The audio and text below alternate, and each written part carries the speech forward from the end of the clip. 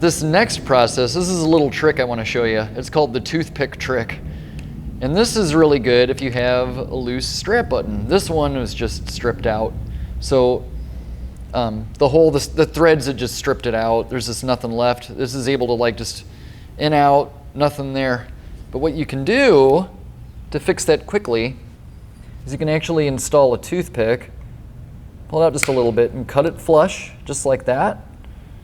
And then, when I cut it a little bit under the surface, and then we can throw the screw back in.